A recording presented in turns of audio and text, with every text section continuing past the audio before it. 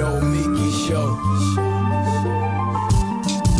We clash momentarily for class solidarity. Cash circulating, give the masses back its currency. Greed from elites, oligarchs stay fed. Deep state, fake fed. Everybody break bread. Racism, homophobia, sexism, religion in this melting pot we live in. Time to build a new system, unionize labor rights. Highlight the issue, talking heads left is best. The saga continues. The Nomiki show. Hello and welcome to the Nomiki show. It is Friday, January 28th, Femme Friday, of course. I wanted to start off the show basically, highlighting a story that came out late last night. It came out that Representative Cori Bush had her car had been shot up by bullets. There were bullet holes in it. And this is not just alarming, and they don't know what was behind it, if it was targeted or if it wasn't, but it is also not the first time that's happened. When Cori Bush was running for Congress, a similar thing happened outside of her home. Her car had bullet holes. Again, she was not injured. She was not in the car. And then they didn't know if she was being targeted or not either. With that being said, it is alarming that we even have to have this conversation. There's one conversation, of course, about gun violence in this country, and that is a conversation. But the fact that we even have to think about whether or not a lawmaker is being targeted is alarming. And I know that the news cycle is a 24-second news cycle, and we're so used to seeing the hate put out by the far right and the right, whether it's Fox News or OAN or the former president himself. We're so used to seeing this stuff that I don't think sometimes when these stories break, we pause and let it sink in just how bad it is right now. There are folks who are understandably outraged by January 6th, last year's events, and yet very little accountability is being made. I mean, there are folks who stormed the Capitol who have been investigated, who admitted to taking part. There are people who've been arrested. That's great that the law enforcement is conducting those investigations.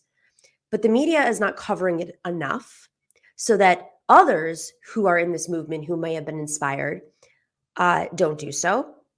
But furthermore, the lawmakers who were in Washington that day, in Washington, you recall Cori Bush, don't forget, when that occurred, she was the first person to speak out and to say that they need to be held accountable.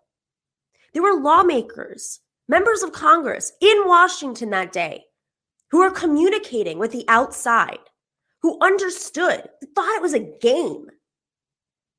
They helped them understand how, where the halls were and the rooms were. They took, and Nancy Pelosi and the establishment are not holding him accountable. And I don't think it's because Nancy Pelosi just doesn't care. Her office was stormed, her laptop was stolen, and she was put at risk. The former vice president, of course, they had a goal to hang him on the Capitol because these delusional, brainwashed people who've been preyed upon by the far right, the Steve Bannons of the world, the Alex Joneses of the world, the Donald Trumps of the world, the Roger Stones of the world. They think it's a game. And all of these people who are following them are their little chess pieces to power. And of course, more money and tax breaks and some sort of white supremacy structure. We have a problem. And very little is being done.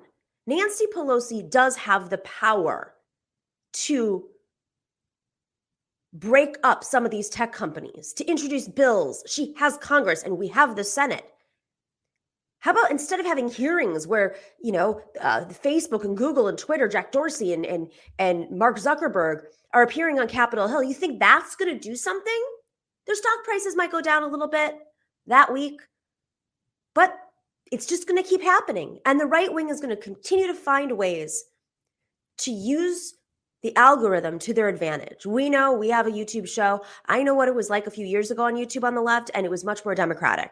I know what it was like a few years ago on Twitter and on Facebook. I saw a friend of mine who's a Democratic leader, like more on the establishment side, posted something saying, I don't understand. I used to post things on Facebook 3 years ago, and they would get hundreds of likes and shares.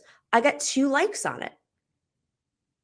So there's definitely it's not just a minor weight. It's not like, oh, they have 3 voices on. They give the leftists, opportunity to speak, but really the questions are framed for the right wing. No, this is not what it is. They're being erased. They complain about being censored all the time. Joe Rogan complaining about being censored because people, they want some sort of editorialism at Spotify, the way that newspapers have editors. So you don't misrepresent things or have junk scientists and propagandists on and conspiracy theorists like Alex Jones. It's one thing, they keep saying that they're being censored, and that is projection, because what's actually happening is these tech companies are trying to eliminate any dissent. They're literally building a pipeline. They've built a pipeline into the far right. So the least that Nancy Pelosi could do, Nancy Pelosi of Silicon Valley, the least she could do, San Francisco Nancy Pelosi, and other members of Congress,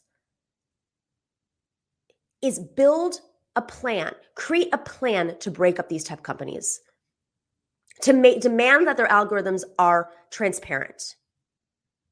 I started with Cori Bush because she's receiving threats nonstop. Look at one of her tweets and just see the vitriol she gets, whether it's from bots or real people, or people who see the bots and think that they're part of some sort of community. Look at the responses she gets. She can't go anywhere without security, and they don't give her extra money for that security. It's part of that small little budget she gets as a junior member of Congress. Just think about that. Think about what they're doing to serve us in Congress and what has been done to protect them and us from the vitriol out there. It's not stopping. It's going to continue to grow. So we just wanted to send our support to Representative Bush and hope everything's safe. And we really hope that that they find out who is behind this. All right, we have a wonderful show today. We're going to be talking about New York politics. My favorite is a New Yorker.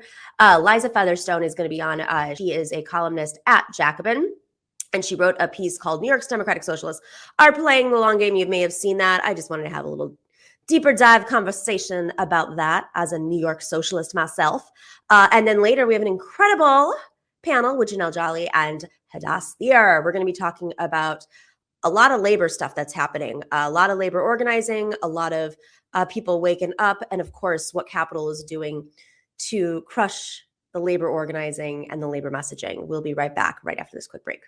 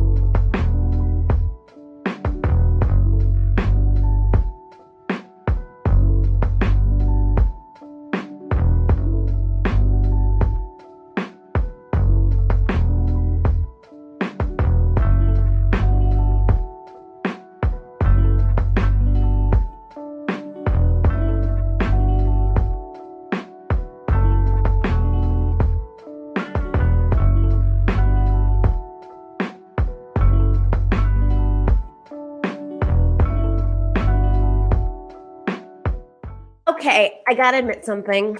Yesterday was my birthday, and I decided to treat myself with a couple of cocktails. And what does that mean? It means I'm not normally one to have some cocktails, and I felt it this morning. But luckily, the first thing I said to myself was grab a cup of coffee, but also some CBD, because that stuff works. Not all CBD. Sunset Lake CBD, because it is an extraordinary product that I have learned over the last year of working with them. it is, I mean, multiple areas of my life, like I live by this. It is literally, it helps me sleep at night. It helps me stay asleep at night. When I have like any sort of pains in my body, I'll put like the Arnica CBD lotion on it. Also, maybe just like take some tincture. And it'll help me out when I'm feeling stressed, when I'm, like say something happens right before the show, I'm feeling anxiety, I'll drop a little Sunset Lake CBD into my coffee or my water or my green juice. But this morning in particular, I was like, ooh, I'm gonna definitely have a little CBD. I think it might help me. And it did. Shocker. I'm not saying that my eyes look great because I went to sleep very late, but listen, YouTube show hosts and other platform hosts are people too. We also drink martinis, and martinis are very strong, especially if you've been on a cleansing diet for the last 2 weeks like myself. It hit me very hard.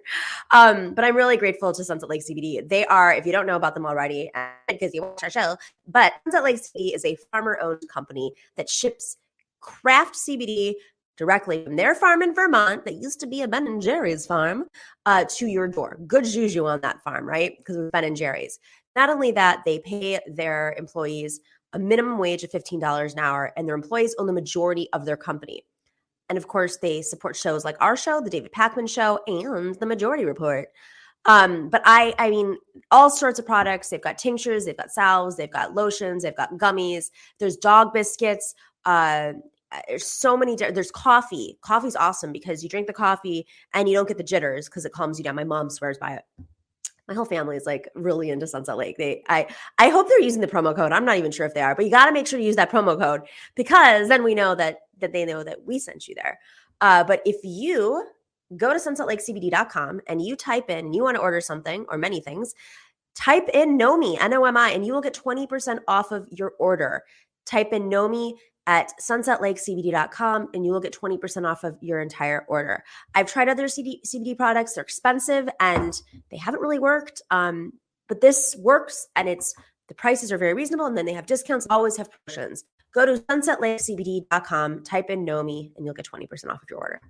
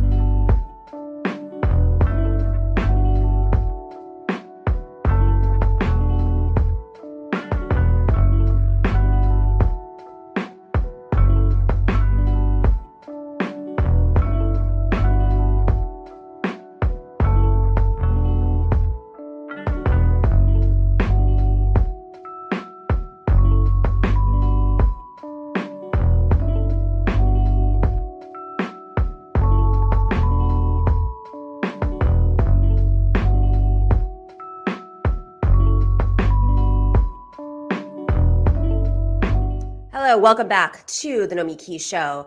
All right, New York, New York. I remember the days when New York, you couldn't get anything done in New York.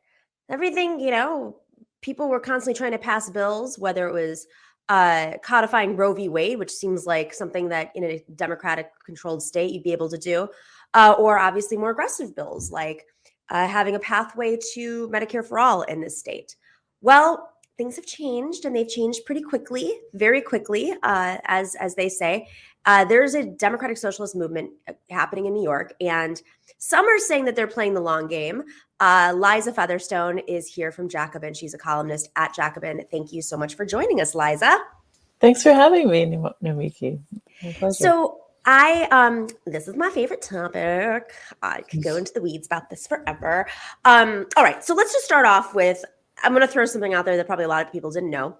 I'm old enough to remember 10 years ago when Sheldon Silver, who passed away this week at 77, passed away in prison.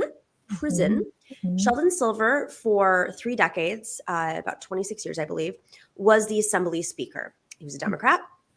And he and his counterpart, Dean Skelos, who was the Senate leader, was a Republican, Both were investigated. There's a slew of anti-corruption measures that were happening in New York State, and they controlled Albany. And there was this line that everyone would say, 3 men in a room got the deals done.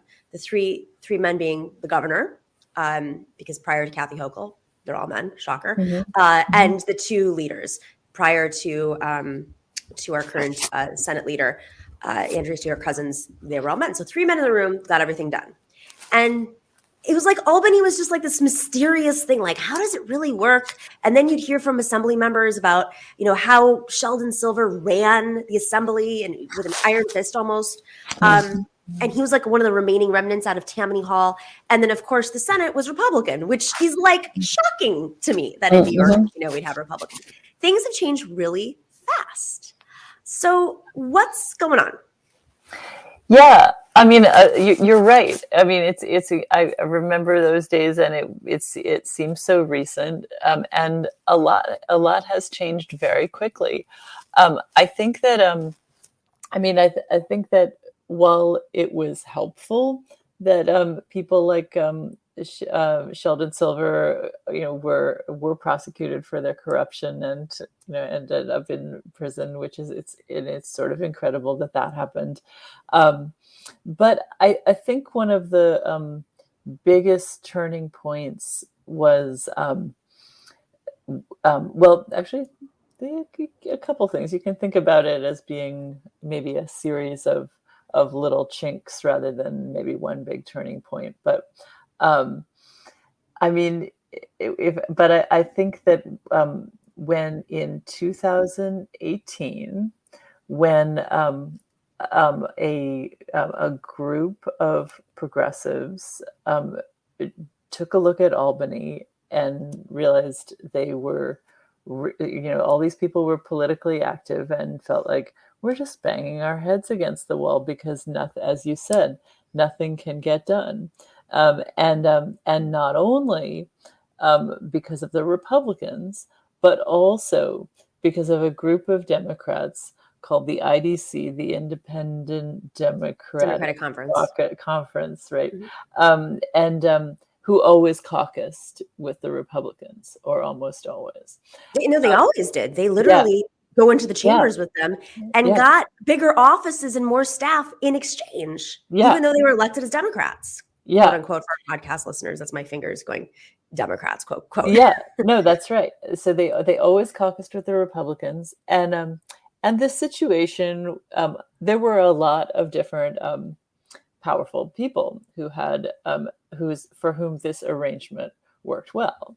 So that the result was no progressive legislation. Even, I'm glad you brought up the like abortion, because that's a perfect example of something that you would think would be able to get done in New York with a very blue state.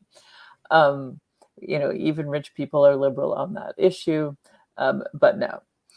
Because Republicans and the IDC, and this arrangement worked very well for Governor Andrew Cuomo, who wanted to be perceived as a Democrat and continue to get reelected in New York State, but did not actually want any meaningful progressive legislation, because he wanted to keep all his corporate donors in the fossil fuel industry, the real estate industry, and the finance industry, and the 0.1 percenters who contributed to his campaigns, who didn't want to pay taxes. He wanted to keep all those interests happy. So the IDC arrangement worked great for him, and the charter schools, because the IDC was funded by real estate and charter schools. Yeah, that's right. And the Republican dominance also worked well for him, and so for all these reasons, and so a group of progressives, mostly in Queens but scattered throughout the city, looked at this situation and said, this is this is terrible. We can't get anything done. Our politics don't represent the people. And instead of just, shrugging their shoulders and being like, well, that's capitalism, they decided to do something about it. And they targeted the members of the IDC to unseat them. And they and just to be clear, this is in the Senate. So for folks who, that's right. I live in Queens, by the way. Full disclosure, I'm in Astoria, so I'm in that area. So if I get like really wonky, it's mainly just because no, I love it. And I was part of the fight. So like it's a crazy scenario. So there were 8 IDC members, and a coalition of folks came together. And there was a lot of reporting. Just a little backstory for folks if they weren't paying attention. The Senate, the deputy leader of the Senate, Mike Gianaris, who's from Queens, was kind of, out there, like meeting with groups, like we're all working to figure out quietly, because he didn't want them knowing this, to find, some great activists to run against different members of the IDC. And it was a really toxic time. There were spokespeople for the IDC who now work for Republicans, who used to work at the New York Post, who the vitriol, and from Governor Cuomo's ministry, the vitriol, they had folks following them around. And, but, the IDC was defeated, but simultaneously there were also people running for the assembly. So that relates to your article. I just wanted to set the stage. So and actually I didn't really get into all this background in the article, but you're absolutely right to be talking about it, because it's a really important part of the context, and so the progressives targeted the IDC. Almost all, like I think all but one IDC member lost their Staten Island. That's right. Jazzy. And then at the same time, a totally obscure person who you have never heard of, named Alexandra OcasioCortez, also challenged a centrist Democrat for Congress, also in Queens. All roads lead to Queens, guys. Yes. I live in Brooklyn, but I have to credit Queens for this revolution. I gotta say one thing. This is funny you're saying this. I remember during the IDC years in 2018, I was working for Our Revolution at the time, which had just emerged on some of the stuff. And we were organizing an event, and I remember trying to get the event in Queens. It was with a coalition of different organizations. And some of the people at these organizations were like, oh God, no, everything's happening in Brooklyn. Why are we don't want to do it in Queens. So funny. I'm like, I'm telling you. No. That year, if you wanted to do anything politically important, you had to get on the subway and go to Queens. So as we now know, Alexandra OcasioCortez also defeated Joe Crowley, who was the head of the Queens Democratic Party, and she did that with the backing of DSA, Democratic Socialists of America, which was the focus of my article, but also just as more importantly, actually, in some ways, the Justice Democrats, and at the same time, Julia Salazar ran for state senate in North Brooklyn with the backing of the DSA, and she also won her seat. So it was and there were actually many other progressives who ran for office and won their seats that year in 2018. Not all of them defeating villains quite as colorful as the IDC, who were just pure evil, but just defeating centrist Democrats who were beholden to corporate interests and were not serving the people. So it was a really big year, and it really shifted the terrain of possibility, and it was obvious to everybody, to all political observers, that that the Republicans and Andrew Cuomo had really taken a big blow to their power. But what was less obvious was that the socialists were also beginning to build power with the victory of AOC and of Julia Salazar that year. The there a couple things happened. A massive surge of interest in joining and becoming active in the organization, which had already enjoyed a really big boost from Bernie's 2016 presidential campaign. But I think it really would have lost momentum because, like, with Bernie's defeat, had these big victories in New York had not occurred, and normally the left being what it is, like, normally, historically speaking, we probably would have, made huge mistakes and screwed up, and we'd just be talking about this as like a happy brief episode of hope in history. But amazingly, what people did instead was really build on those victories, and create organization, and then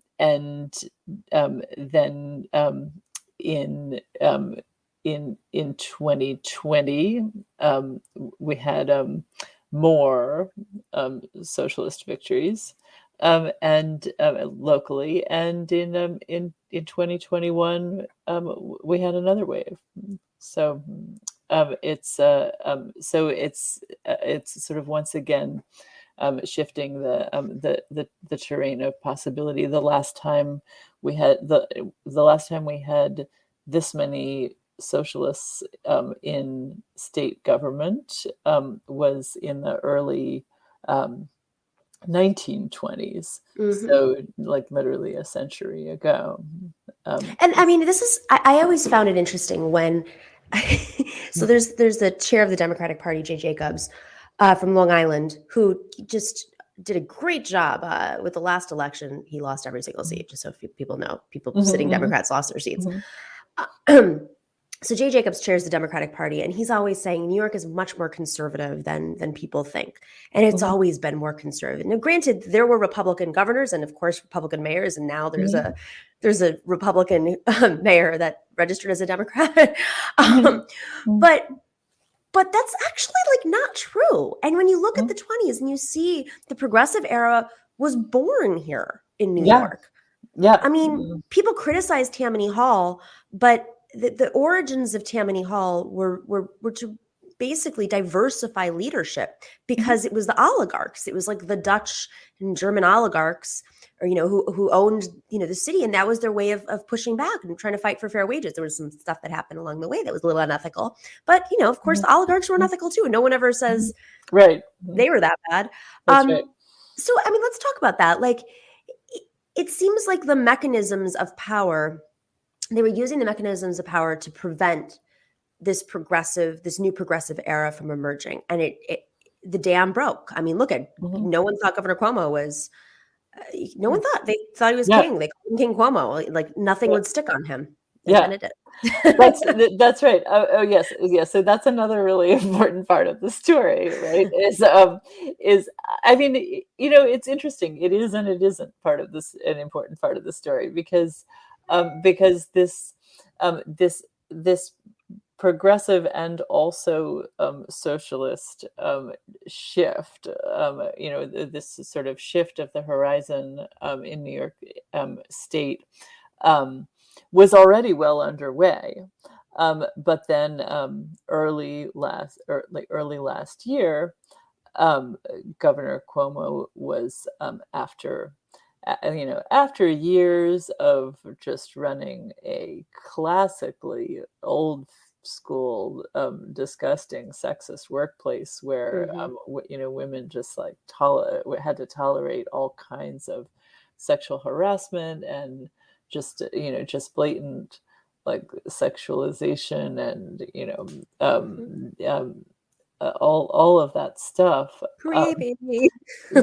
Creepy, and also I just think it must have been so scary for them, like because a lot of times, we've all worked in workplaces with creepy bosses, and sometimes it's terrible, and sometimes it's like forgettable, and whatever. Sometimes it's like not that big a deal, but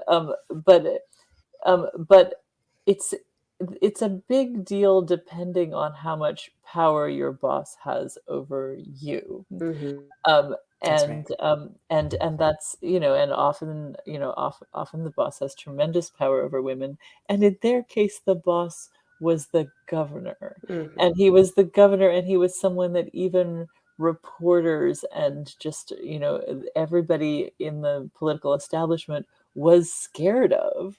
So Mhm. it really must have been so scary to have somebody like that singling you out for like unwanted sexual attention, and I just cannot imagine. And it was very brave of them to come forward, and um, and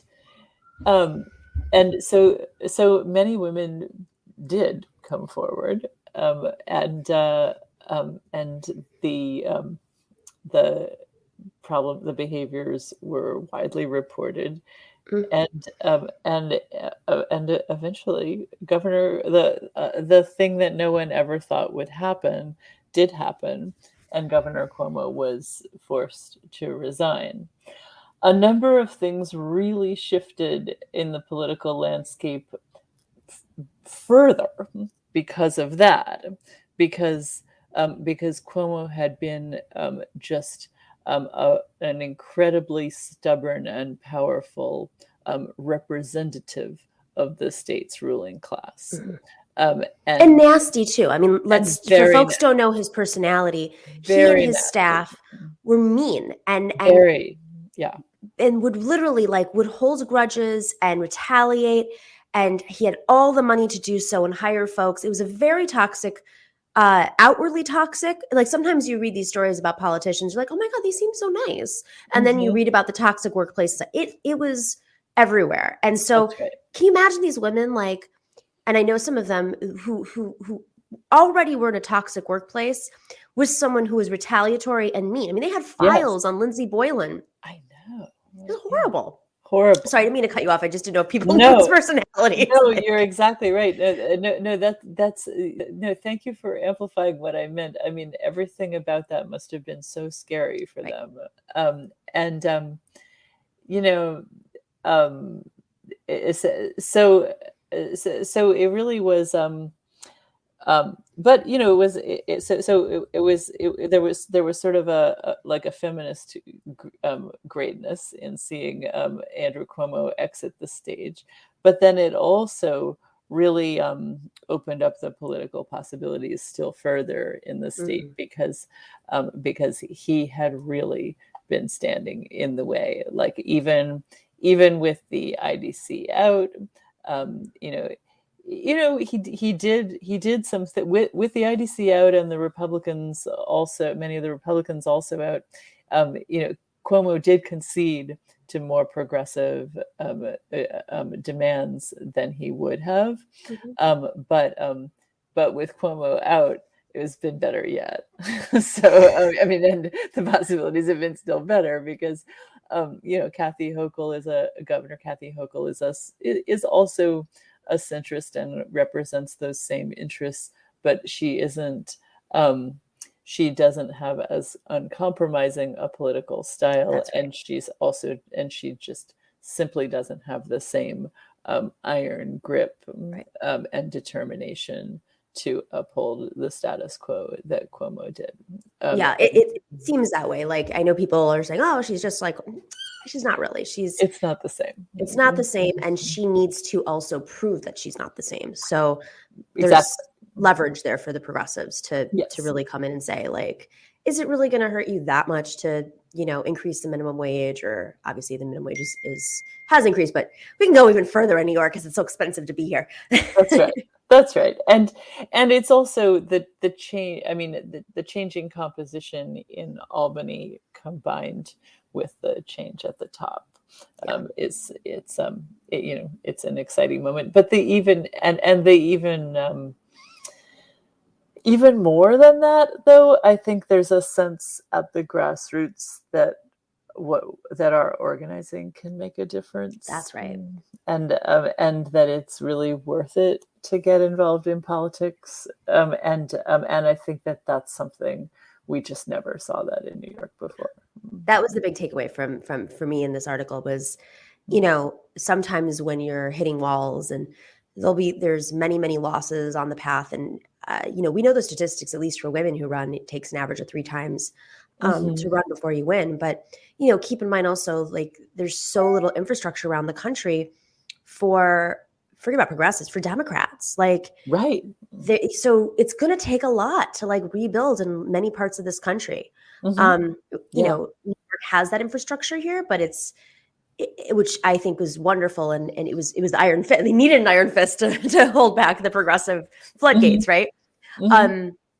Let's mix metaphors here, but but like in parts of the country, I mean, I think this is a great thing to read if you're living in, in rural Arizona where, you think it's not doable, because it is doable. I mean, this was really, really hard to do, but the progressive message works everywhere. Everyone wants higher wages.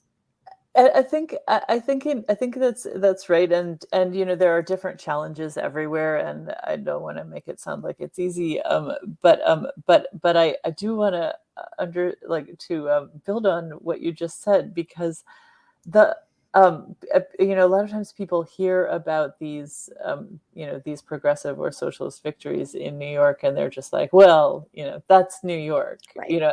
As if it was as easy as getting a leftist on the Berkeley City Council or something, and it's like, we 10 years ago, we did not think any of this was possible, as you highlighted in your introduction.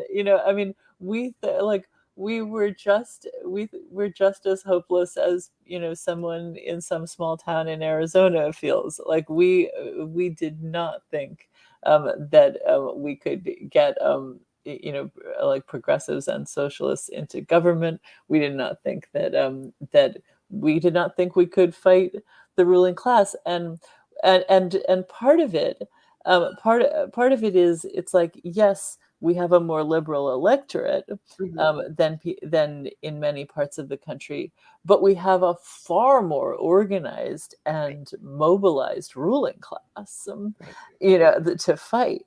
I mean, these people have serious organization, and they have serious money to protect. That's right. And so I just want to underscore, it is not people who don't know the history and don't know where this came from, and don't really know much about class politics, often kind of minimize this situation. But actually, I do think it really shows that that organizing can work, and that wherever you are, have a hard look at your situation and figure out what the vulnerabilities are. That's right. Very well said. Liza, fascinating article. If you haven't checked it out yet, folks, you can go check it out at Jacobin, how New York's Democratic Socialists are playing the long game, which is important because that's what the Republicans do. It's what the far right. That's what the I don't even know if it's Republicans at this point. It's like the Roger Stones of the world, whatever he is. And that's who we're up against, is like, they are playing a long game, and they have been playing a long game because they don't have the people. We have the people, but we also have to think very, very, carefully and strategically. So, Liza Featherstone, thank you so much for joining us. This was such a great conversation. Thank you, Nomiki. All right, take care. We will be right back with our incredible panel.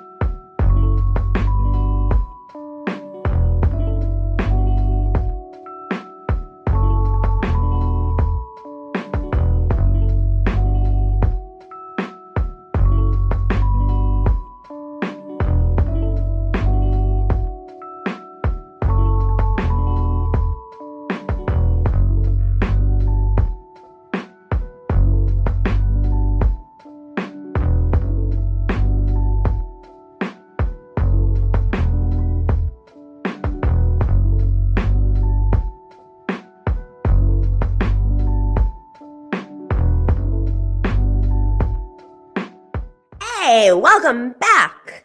You guys, it is your support of this show makes this show happen. Shocker how that works. It's shocker that Viacom doesn't own us, or that we're not getting the big real estate dollars to fund our show. I don't know if you know, but a lot of news platforms, they depend on corporate money, whether it's Politico and doing real estate events, or as we're going to cover later on the show, you have major tech companies being owned by investors, people who are in the business of cutting wages, cutting costs. That means reporters, and producing the cheapest content that does not dig into the real issues. And shocker, that content is all very reflective of capitalism.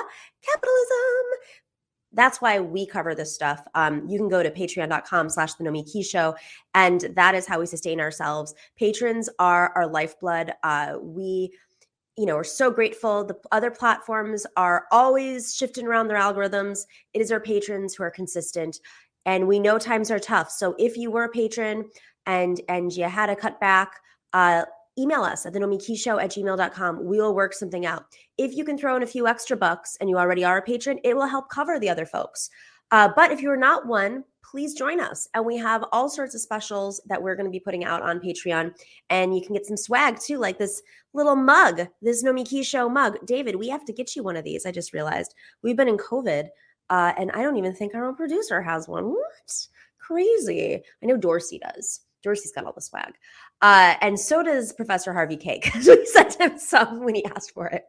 But you too can get some swag. And we're going to be doing some special events. Go to patreon.com/the Nomiki Show. And speaking of people who send their love, over at Twitch, Pirate Vision, thank you so much. You rated our show. Thank you so much. And TYT rated us. What? How did that happen? I didn't even know about that. Lumiru rated. Thank you so much. And Siscat subscribed. Lefty420820. Marty C59. Thank you so much for your cheers. And J-Tide also for your cheers. And over at Super Chat, oh my God, at YouTube, I just got to say, thank you, Big Galameo. That was quite some love you sent to us. And Gabe Yo sent us some love. Mr. Difficile.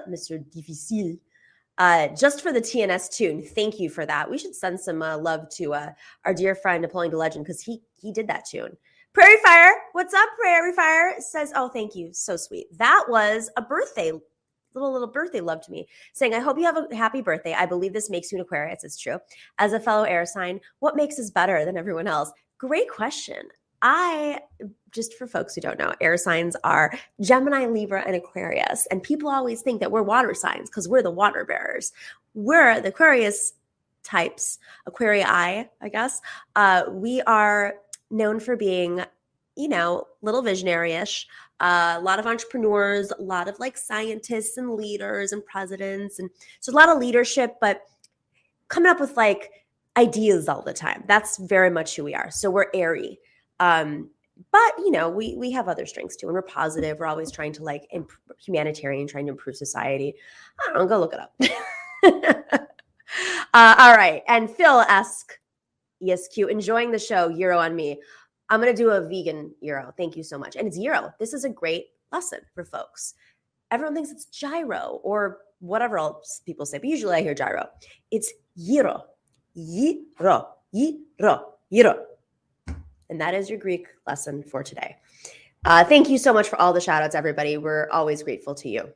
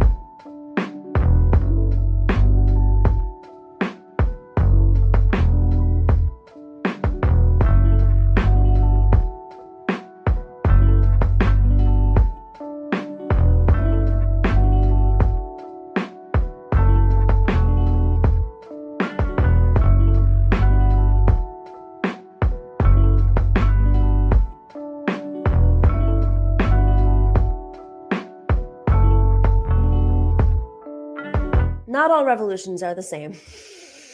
Spoiler alert. Bernie called for revolution, a political revolution. It was definitely time for one. But there are different stages of revolution, and there's obviously opponents. What we're seeing right now around this country from the right wing was a long game. They started as soon as the left and unions, more specifically, they saw the power that unions had over this country after the New Deal, and they wanted to stop it. Of course, the Koch brothers notably put a lot of money into this. In the late 70s, with the help of Jimmy Carter, there was a lot of aggressive outing of union leadership, meaning booting them from whether it was the Democratic Party, who they had a very heavy role in shifting policy in the DNC. And then simultaneously, there were more pro-businessy, whatever that means, Democrats that started to form into leadership. The right wing has been working on this for a long time. It's always about money, and it's always about concentration of wealth at the top. They like to create all sorts of culture wars and things to distract and excite voters, but they have literally touched every single corner of this country, and they're doing whatever they can. But now we're in a very different time. This isn't just pro-business Republicans anymore. They, through their culture wars, have fed a beast, and they have created white nationalists all over the country that are now running for office. The Proud Boys, who are aggressively misogynistic, anti-union, of course, racist, loving weapons. They storm the Capitol. Many of them have been arrested. Some of them that are in office and running for office have been arrested. The Oath Keepers leader has been arrested and will be convicted. But they're not stopping. They're running for office everywhere, while the Democratic Party has pulled so much money away from building a pipeline of leadership. What scares the right more than anything? Unions, women, people of color. Matriarch is holding a training on tomorrow. Wait, it's Friday. It's tomorrow. It's January 29th. January 29th, Matriarch, an organization that supports working class women across this country who are thinking about running for office or are running for office locally. If you're working on a campaign of a working class woman, this is a training for you too. It is going to be a basic overview of campaigns. It is just one of many that we're planning on doing, but I definitely recommend, if you are a candidate thinking about getting an endorsement for Matriarch, you got to go to this training, because what Matriarch does is, through its support of candidates at the local level, from school board all the way up to Congress, what they do is they work with candidates along the way. They have trainings, they have information sessions to make sure that a campaign is viable and competitive earlier. Sometimes campaigns figure things out later. It's a little too late, but you got to learn early. Teams need to be sophisticated enough to be able to compete with the right wing. They do trainings. They do trainings all over the country all the time. Steve Bannon has been doing these trainings all over the world because they want their people in every corner of the country. Well, it's time that we fight back in an extremely aggressive way. There are no excuses for the establishment with all of their money. They should be doing trainings all the time. We are so grateful to all of our trainers who have committed to this training tomorrow. It is a full day training. If you can invest in yourself as a candidate, if you want to win, I definitely recommend you go to this training. You're going to learn, you're going to be inspired, and you're going to learn from working women who have struggled to get into office and while they're in office. Park Cannon, who was arrested in Georgia Capitol, she's a representative in the Georgia State Legislature, will speak. Carmen Yulín Cruz, the former mayor of San Juan, Puerto Rico, who's a co-chair of Bernie Sanders' campaign rules, is going to be speaking. And guess who else is going to be speaking? Representative Cori Bush. Cori Bush. She was a Matriarch candidate. She's going to be closing out the session.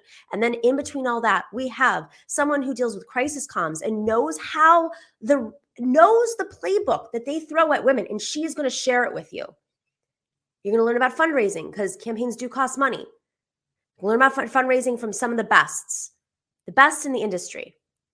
That's what's happening. You have until midnight tonight on Friday to sign up at matriarchtraining.com. We start bright and early tomorrow morning at 9 a.m. and we go to 6 p.m. It is going to be fun. Grab a notepad.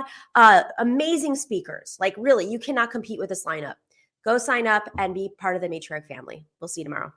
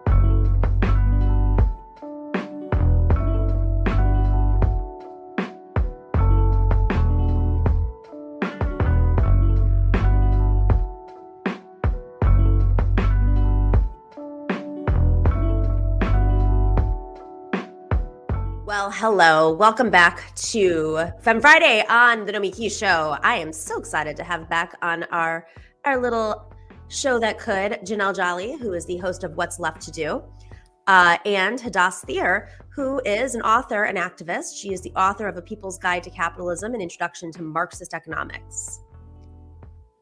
Good morning. Hello. Good morning for you. Yes, sorry for me. We're airing at 8 p.m. guys, Eastern. So I don't know what world you're in, Janelle, but it's our world. Good morning and good night. Good morning. Perfect. Okay, so excited to have you guys both back on the show.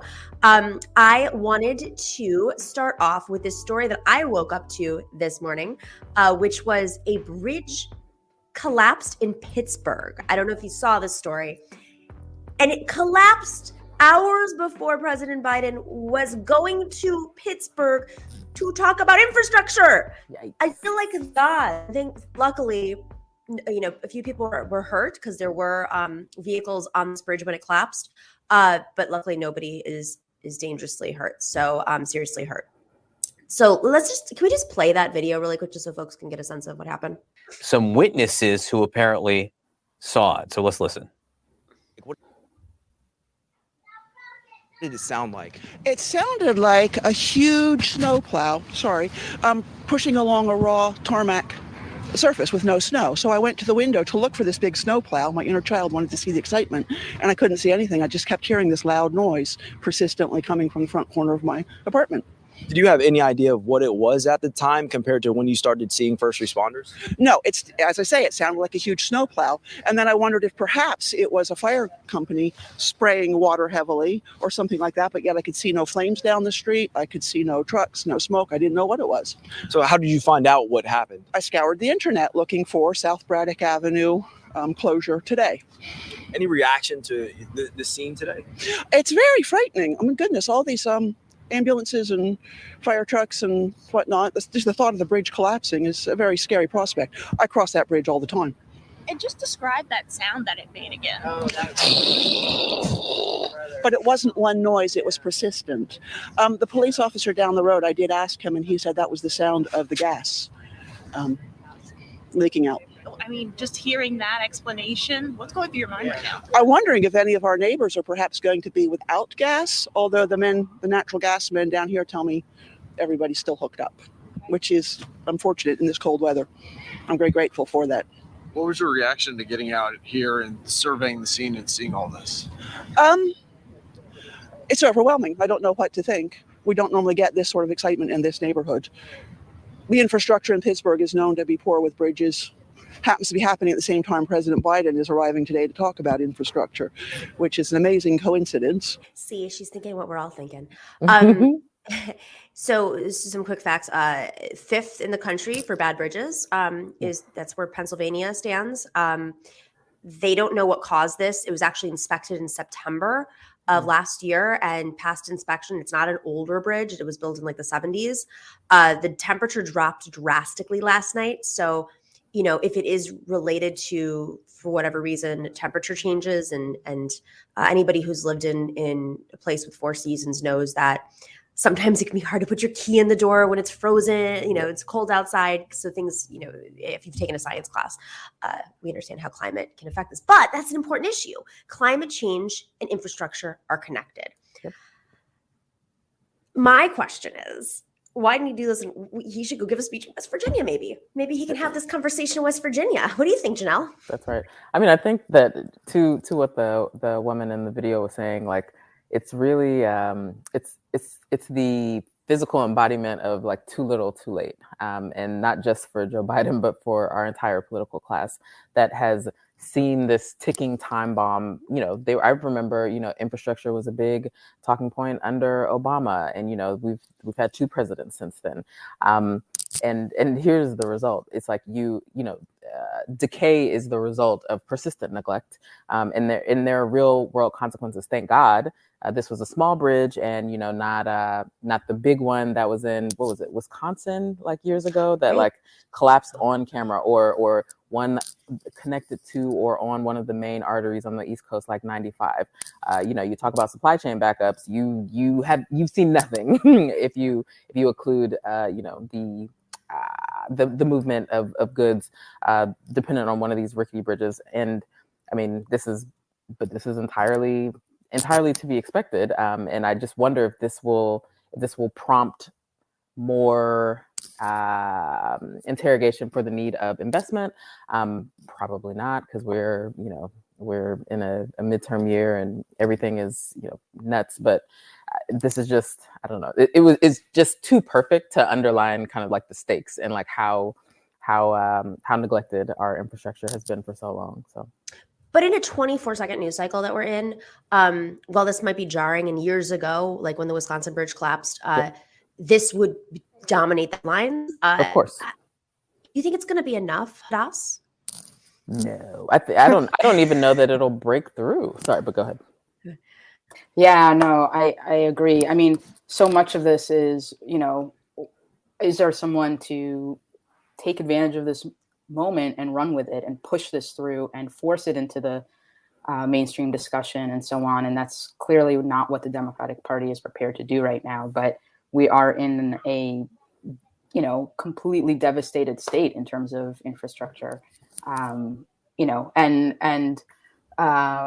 like you said, Nomiki, it has everything to do with climate change too.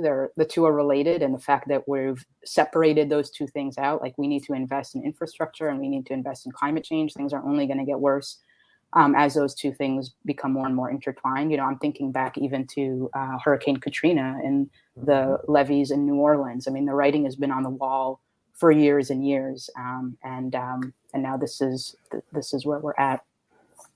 Well, it's interesting because, climate change, I've seen like the right wing kind of vacillate a little bit in the last 10 years. Fox News, of course, notably. James Murdoch is Rupert Murdoch's son, left news because they disagreed on a lot of political issues, one being climate change. His wife is in charge of an organization that is tasked with, climate change initiatives, essentially, James Murdoch. So I say this because, with like the narratives are still like, well, like, does climate change exist? I can't believe that they're still doing this on television that reaches millions of people's homes, and it's still dominating the conversation. Well, there are other folks who obviously believe in climate change and want to deal with it, but they're the narratives of like, well, everybody's having conversation too late, right? It's too late. It's not like climate change is this thing that's going to happen overnight. It's not like it's something that's just, it's going to be apocalypse overnight. It eases in. You're going to have one bridge collapse here, one levee breaking here, and it's happening more rapidly, of course. I can't believe I even have to say this stuff out loud, but psychologically, as if anybody who saw Don't Look Up, people are so conditioned by the power structures that they live in and the narratives that they hear on TV that they're not, it's almost like they're unable to actually pass some big bill like that, like BBB. The point is that this is all happening incrementally, right? It's happening, a bridge here, a levee there, the highway. Let's not forget what happened around Washington, D.C., where folks were stuck on the highway overnight, including lawmakers who are in charge of these policies. I don't know what it's going to get us out of this, but something has to shift soon because we are kind of in the process of the apocalypse that we've been warning about, right? I think so. And I think to add to it is that climate change is kind of in the background of many things that are running amok that we collectively identify as scourges, not just dilapidating infrastructure, but as Christian Parenti has been writing about for years, the ascendancy of militant rebel groups, globally, that all these things like arise out of a fight for resources that are either dwindling or in disarray as a result of climate change. So it's like it all goes together, and to try and piece out climate change as separate from geopolitical skirmishes and violence and invasions and rebel groups or infrastructure or how that affects healthcare for people, not just domestically and abroad, but like it is the babbling brook, that's weird, running through everything that we can identify as like salient issues. So it's like its importance is just it keeps increasing. Like as we go along, it's still paramount. So on that note, people have been really frustrated, obviously, with Joe Manchin, who lives in a state where they've got some of the worst infrastructure in the country, and of course Kirsten Sinema, and understandably so, because they're holding up quite a bit. But I want to show this thing from No Labels, because there's also organizations out there that try to frame themselves as like the better, the better folks who are above the political, the toxic politics of the political warfare that's happening. Principled or partisan? Okay, well, first off, Bernie Sanders is independent, so like good choice there. Principled. I like it works, by the way. We say it doesn't work, but it does work, because they don't need to win everybody over. They just need to hold things up. They just need Manchin. That's it. They just need one guy right now to basically prevent everything from working. Man, I don't know. I mean, strategy session, guys. What do we do? I'll go to Hadas first. Yeah, I mean, this is a hilarious idea on every level. I mean, first of all, you want to try to compare someone to Bernie Sanders as saying, you're more principled than Bernie is a little bit of a hard sell in my position. Of course, I'm a diehard Bernie bro here on Femme Friday. But anyway, we all are. Don't worry. We're all there. But anyway, the whole thing is absurd. Except for the fact that Joe Manchin is principled. He has certain principles. He has the principles of, the fossil fuel industry that, fuels his campaigns and so on. Those are the principles that he represents. So, I think that there's a war within the Democratic Party. And the question is, what does our side do, inside and outside of the Democratic Party, right? Because like within the Democratic Party, you have Bernie on one side and you have Manchin on the other. You have the left of the Democratic Party and you have the right of the Democratic Party, but then you have the centrist Democrats that are the majority of the Democrats and are in the leadership of the Democratic Party that tend to appease the right of the Democratic Party. That's their kind of go-to, default. And, and it's not a coincidence that that's their default, because they have the same corporate backers and so on. We had a little bit of like a window there in the beginning of the year. Some positive things were able to be pushed through, and it seemed like the left of the party was going to have a little bit more of a hearing. A part of that had to do with the fact that American capital was more open to stimulus spending and more open to some changes happening, because the situation was as bad as it was, and because they were afraid of the populist right and so on. So there was a little bit of an opening for the left of the Democratic Party to have a little bit more say-so.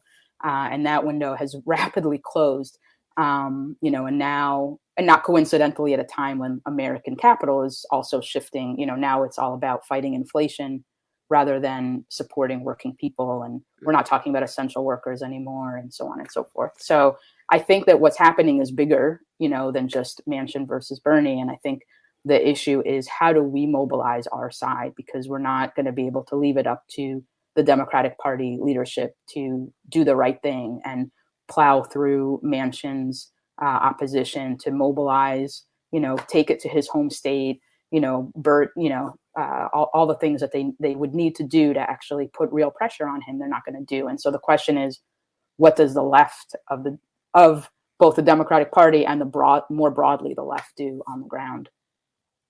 What's left to do? Yeah, there we go. Nice Janelle? I think it's what's really interesting, and this is related to maybe something that we'll be talking about with Nina Turner, is that there's some dissonance between the kind of online and in some corners of the mainstream media discussion of Manchin as an obstacle to the president's agenda.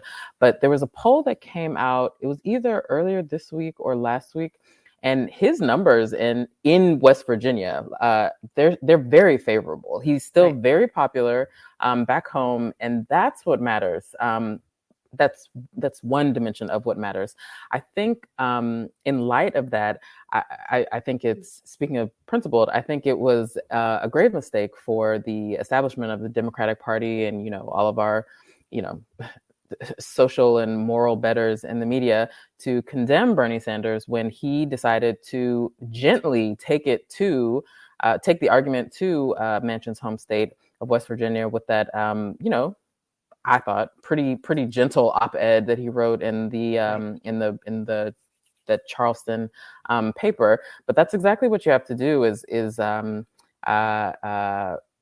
take the war of ideas back, to his home state and really be clear on the stakes of what this opposition means, not for the coal barons that he serves in his state, not for the fossil fuel interests that he serves, and not for, the corner of big pharma that he supports, both through his daughter and her position, but that kind of constellation of healthcare, but to everyday West Virginians who have a need for dental to be covered by Medicare. They have, the worst.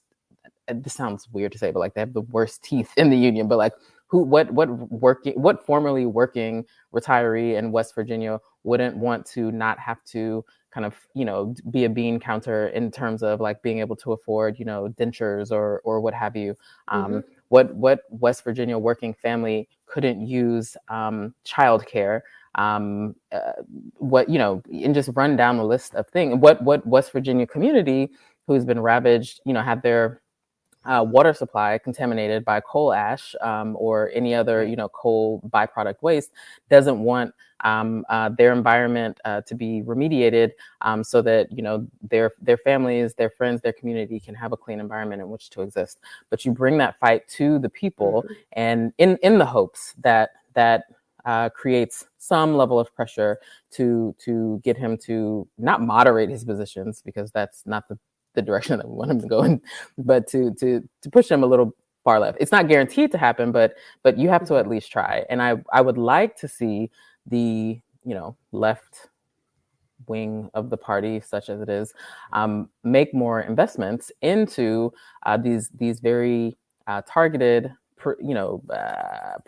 precisional local fights to kind of foment some bottoms up pressure and opposition, because there's no way that the vast majority of even Arizonans with Sinema, but certainly West Virginians with Manchin, don't desire these very obvious, very overdue, just like infrastructure in the last segment, bread and butter issues that would improve the quality of their lives.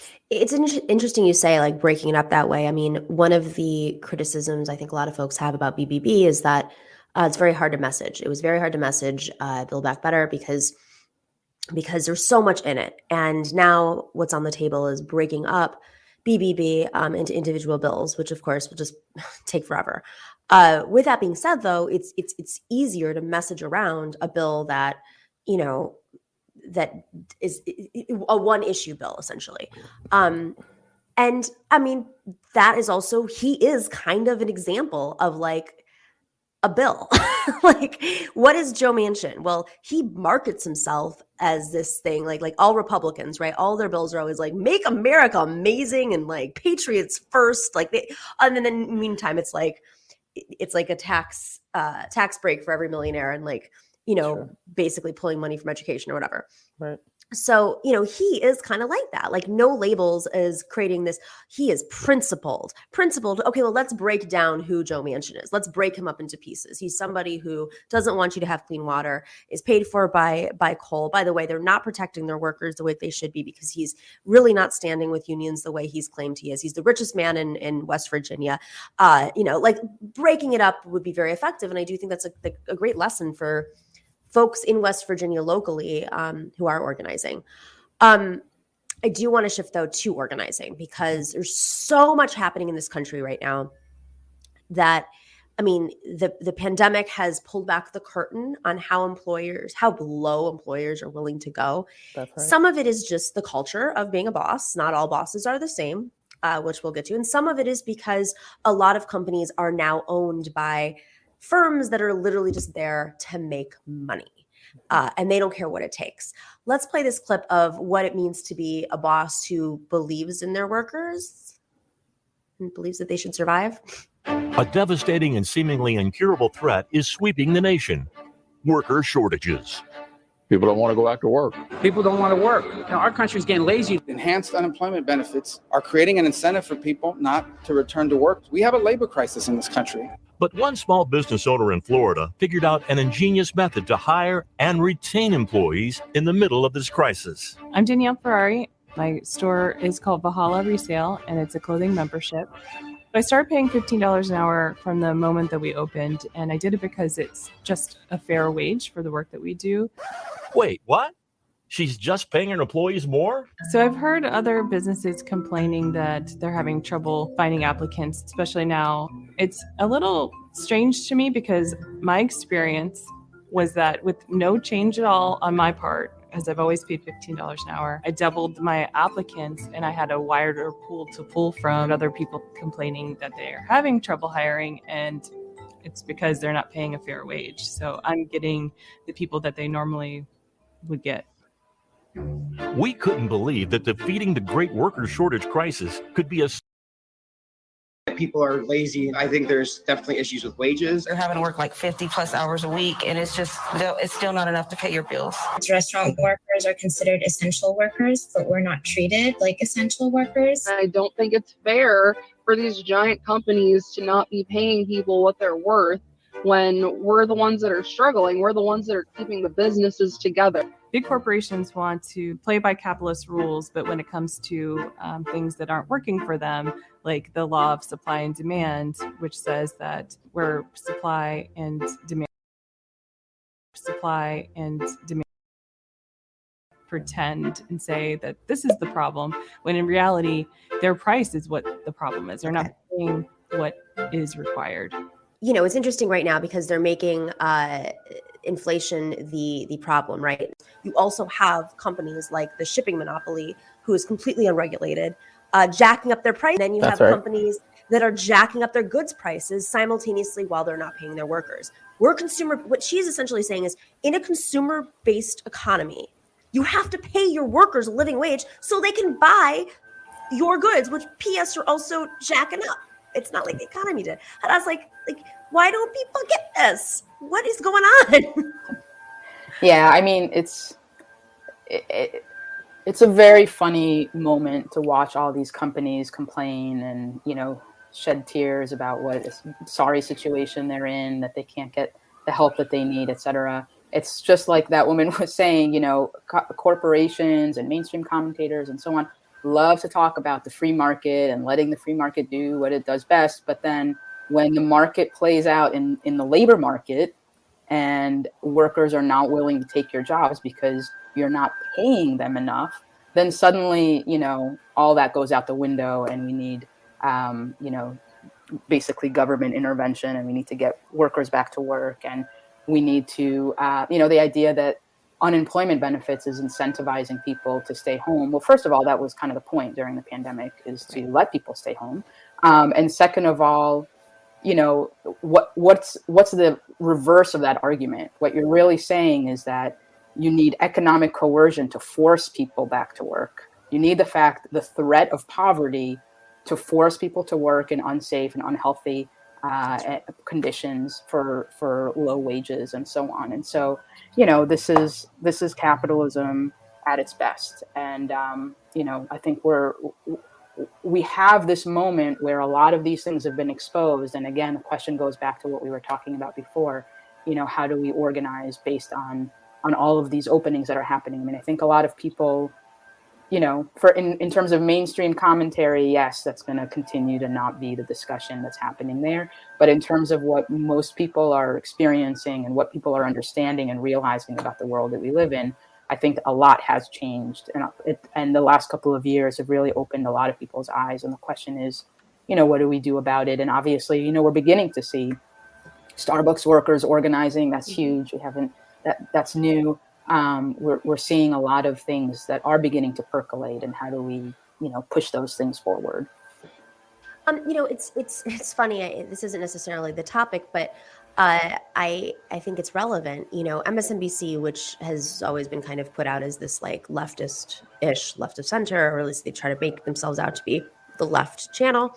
Stephanie Ruhle, who is an anchor there, was just announced that she's taking over Brian Williams's position in primetime, Stephanie Ruhle has had some really interesting takes about workers, and some folks did the digging and they realized, it's probably informed by the fact that her husband is in that space. He's in the space of UBS, right? He was a managing director of UBS. He's the CEO of a tech company, very much like rooted in capital, right? And so I think, they work with companies to obviously to fund these like venture capital type of companies. That's part of the issue too, is that they're not having these conversations on TV because some of the folks that are on there are like part of that class. Yep. Go ahead, Janelle. I think what's so interesting about this kind of mainstream corporatist freak out about inflation is that they use one segment. So just to get parochial for a second, like inflation isn't just like when the cost of bread goes up or the cost of housing. The inflation is when prices raise across the board in every sector. Labor. That's what they're actually concerned about. Labor, commodities, et cetera, everything up. So, but I find it so interesting that they use, price rises in foodstuffs, energy, to animate, regular everyday people. But what the corporatists are really concerned about and what they're really freaking out about is having to bend yield vis-a-vis what they're paying people to work right now. In this moment, that's what's really got them jazzed and all worked up here. That's number one. And number two, you'd think that they would be able to connect the dots between the coercive, as Hadas just said, which was perfect, the coercive mechanisms that they've used, the coercive mechanisms through the state that they've used to try and force people back to work, and the associated like parabolic rise in infection. You get more people back to work and circulating out, trying to like save the economy.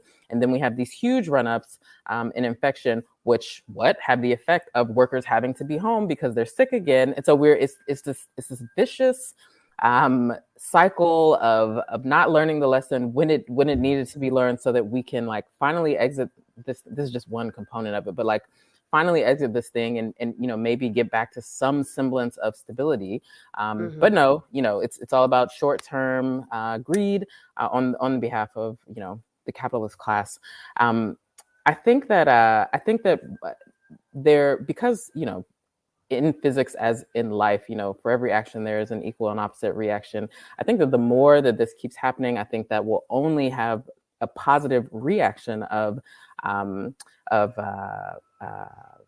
workers being clearer or being made clear on the value of their labor. So we get more union drives with service workers. The ones that are going on across the country with Starbucks are enormous. And there are others that are also happening that are a good thing. Where does this lead us? I don't know, but it kind of seems like we're in these kind of like locked dead horns, not locked dead horns, but locked horns around like how capital kind of reorients itself to try and, continue to reap profits. And then how labor is able to meet that, like, hey, wait, those profits don't happen without me and the people I work with. So you're not just going to get away with, paying me, rock bottom prices, no benefits. And I'm still scrambling to like make rent. Like there's going to be a little give here. And you don't really have a choice, particularly for people, owners of capital in the service industry, because not everybody wants to be a service worker. Not everyone even knows how to be a service worker. Right. So you're going to have to come to the table.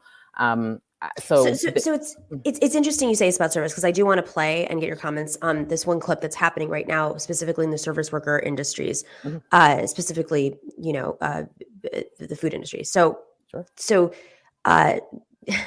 the Cheesecake Factory, which is a national chain, is part of a conglomerate. Shocker. That is, Dunkin' Donuts, a bunch of other places. Let's roll part of this clip. I'm going to stop it, and then we're going to come back to it on another part a little bit later. One of the largest employers of low-wage workers in America is a company you've probably never even heard of, a private equity firm called Roark Capital. Roark owns Inspire Brands, which employs more than 650,000 people at franchises of Dunkin' Donuts, Sonic, Arby's, Jimmy John's, Baskin Robbins, Buffalo Wild Wings, and until recently, the Cheesecake Factory. The Cheesecake Factory did nothing for us during the pandemic. They're really trimming as much money as they can out of us, like hourly staff. And this is meanwhile when the company is making more money than ever. In April 2020, when restaurants around the country were in crisis due to the pandemic, York Capital bought a controlling stake in the Cheesecake Factory for $200 million. Just 1 year later, in June 2021, York cashed out. So York more than doubled its money in just over a year, or made a $257 million profit. During that year, while York made massive profits, workers were devastated by an astonishing lack of safety, staffing shortages, and poverty wages. Many were forced to work 12-hour days, 6 days a week, with little to no COVID precautions. We spoke to Cheesecake Factory workers to find out what happens to a business when a private equity firm like York Capital takes over. How the company has responded has been to prioritize their profits over their people. They didn't care about the workers' health. They didn't care about the guests' health either. It was just really disheartening and honestly kind of disgusting to see. They would allow more indoor seating than the CDC recommended. They would allow indoor dining even when the pandemic was in surges because they didn't want to lose that profit. You know, a lot of people did not feel safe coming in. A lot of people felt afraid to take their sick days off because we were still understaffed then. There's definitely a lot of pressure to come in even if you were ill. The state of California offered workers 10 days of paid time off in case a worker got sick or was facing side effects from getting the vaccine. They did not tell anyone about this. They did the legal minimum in posting a notification on it in very small text, hidden away with a lot of other old irrelevant posters. So the vast majority of my coworkers, including myself, didn't know about this until we actively looked into it. I feel like they didn't want to tell us because that would require paying us for a time off, and recently they have been doing everything they can to claw that away from us. I was a server for many years, and I would serve at 3 restaurants at a time. Janelle, you know this, you've interviewed me. And I remember this one place after listening to watching this video, which it was called The Crest, and it was in Hollywood, LA. And they opened it up. It was an entire building. I forgot what used to be like the headquarters of like some old brand, like, you know, in the 50s or whatever.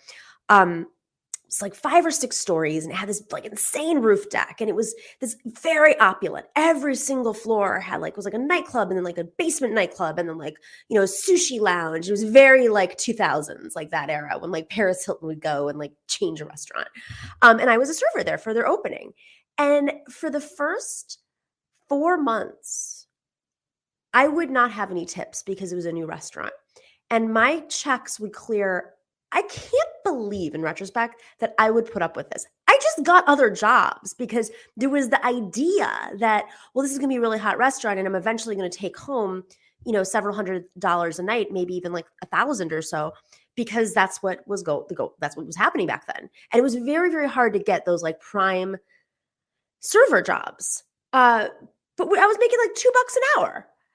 This is the norm, and I know people watching this know this is the norm, but then when you add in the element of private equity, this is fascinating, the role of private equity across the world. This firm, which they get to later on in the video, it was named Rourke after a character in Ayn Rand's, Atlas Shrugged. Literally, like that, they're so over the top about this. But private equity has like eaten up every single aspect of society. And I just don't understand how this is sustainable. Hadas, I mean, like the unions are a big part of this. And obviously these workers are speaking out, but is that the only path to taking on private equity? I mean, I certainly think unions are one of the best paths for sure, in terms of where we have real power. I mean, they're the main thing that's driving all of this is obviously profit. And the main way that we stop their profit is by organizing ourselves as workers. But, you know, obviously there's also political questions and regulations and so on. And those two things, you know, are part of the same, you know, I don't know what you call it, tool belt of making change, right? That we need to do on the groundwork, organizing unions, and then we need to put pressure on legislators to do the regulating and the things like that. I mean, private equity firms are basically capitalism unhinged. Obviously, all companies are there for their bottom line, right? They don't. That's a new book, by the way. Capitalism Unhinged. Yeah, I love that. exactly, Go ahead, sorry. exactly.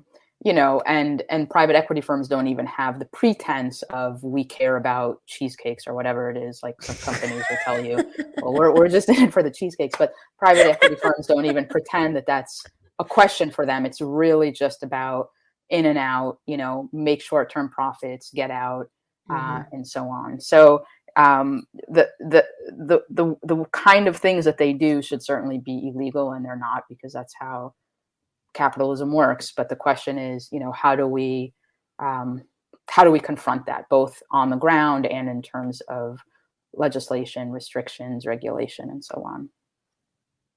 Janelle. Oh, you're on mute, Janelle. Sorry. Sorry about that.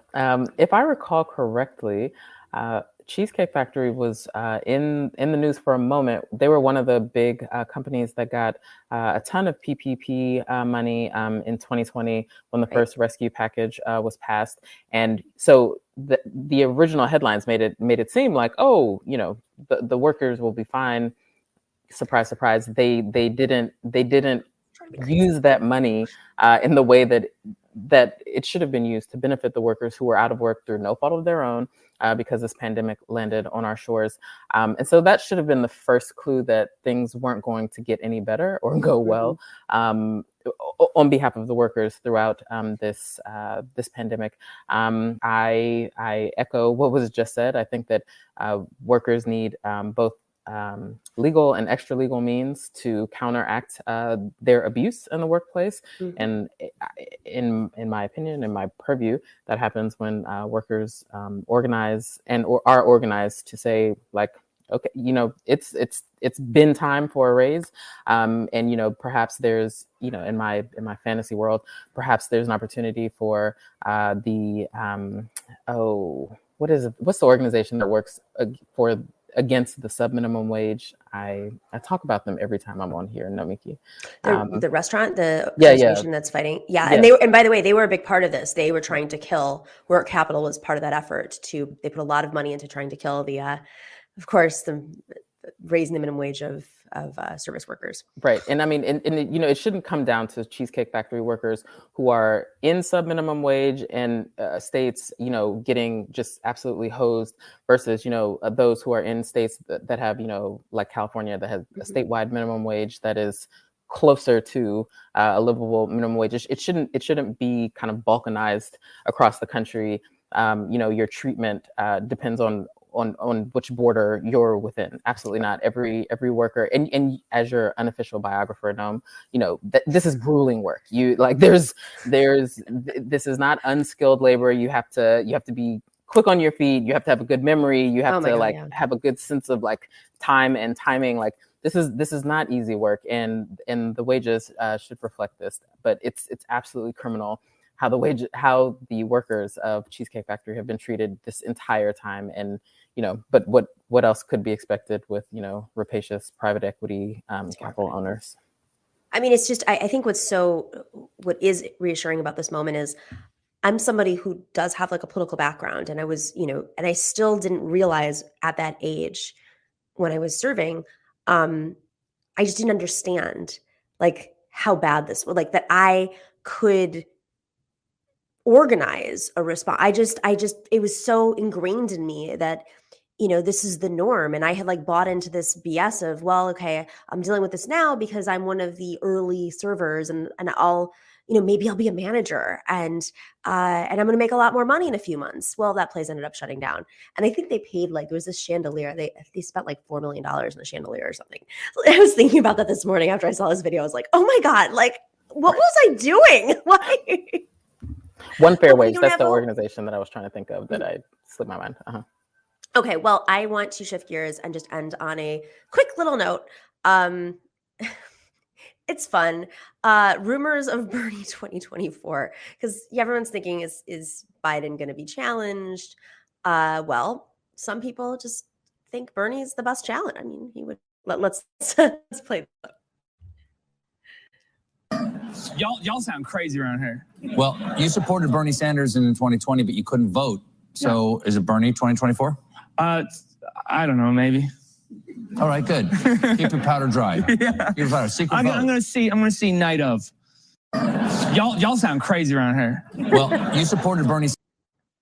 I don't know. I feel like that's more of Stephen Colbert wanting him in 2024. The Colbert bump. What do you think, Hadas? Is Bernie our only hope? I mean, a girl can dream, can't she? I would love to see Bernie continuing to run on some level. Obviously his last 2 runs did so much to advance the left, and without a figure like Bernie, we become kind of a mess. And kind of. And it speaks to the weakness of the left overall, right? Yeah. That's the case. That we're suffering from really decades post McCarthyism and post the backlash against the civil rights movement, where the left has just been quite weak, and it needed something like Bernie campaigns to unite us, to give people confidence. And then in the sort of post Bernie moment that we're in, I think that it's exposed a lot of the continuing challenges of the left, and there's not a shortcut to that, unfortunately. Including, even, I hate to say, Bernie 2024 is not that shortcut either. I would love to be involved in another Bernie campaign, but the man has done his part for many years, and there's other people that can be elevated and so on. But I think that the bigger question for us as a left is how we actually build the infrastructure of the left from the ground up. And we can use whatever whatever momentum we did get from the Bernie campaigns, but go further and deeper to strengthen the left. It's interesting you say that, because I remember Larry Cohen, who's a former chair of the Bernie campaign and CWA president. He would always say, we can't, and this is part of the reason why our revolution existed afterwards, is we can't be just dependent on one person. Like, you can't, these people are not your heroes. They're going to make mistakes.